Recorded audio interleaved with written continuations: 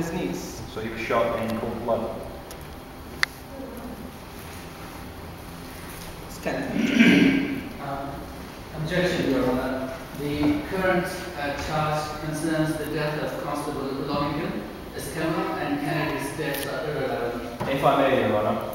It's all right, Mr. Smythe. The defence will note that this kind of evidence points to the prisoner's state of mind at the time of all three killings. Your objection is overruled. Continue, Mr. Smythe. No further questions, Your Honour. I believe you made our point. Well, that's one side of the story. Now, it's a major hurdle for any defence counsel, but it is a fact of life that in 1880 in the Criminal Court of Victoria, an accused person is not permitted to give evidence at their own trial.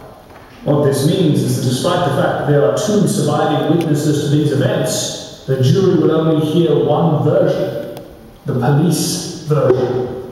Kelly's story will not be told in court. But there are ways around this. There's nothing to stop an accused from putting his story into the public domain. And who knows what details may filter back to members of the jury. Which is precisely why I had all of my early interviews with Kelly published in the Age newspaper. That's the only chance that Kelly's version of events may have some impact on the outcome of this trial. So let's listen now to one of these newspaper interviews with Kelly himself and see what he had to say about his predicament at the time. I do not pretend that I've let blameless life, but what I've done has been under strong provocation. I firmly believe the police only wanted the slightest pretext to shoot both my brother and myself. Lonergan ran to a battery of logs and put his head up to take aim at me when I shot him, or he would have shot me.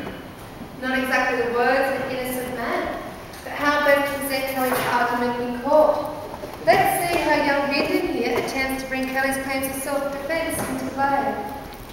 Constable McIntyre, what was your party's objective that weekend? To arrest Edward and Daniel Kelly. What charge? The attempted murder of Constable Fitzpatrick some 6 months previous. Is that what was written on your warrants? The warrants weren't in my possession. Whose possession were they in? They had been published in the police gazettes. You meant to say that no one in your party actually possessed a warrant? No, as far as I know, no. Were you in uniform, Constable? No.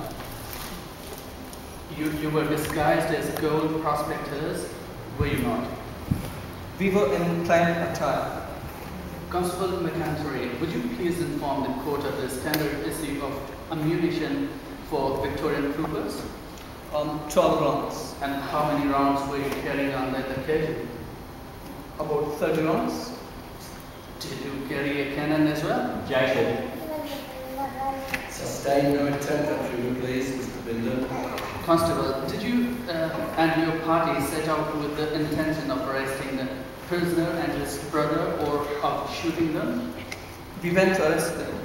Then why did you have in your possession harnesses designed to transport corpses?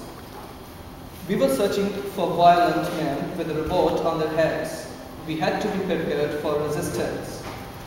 When we set out, we didn't know who we might bring home in those harnesses. As it turned out, it was us. Yes, but disguises, no warrant, a small arsenal. You must admit, Constable, there would be some people who would see your operation as irregular, even suspect. But that still doesn't satisfy us being held at gunpoint in our own camp.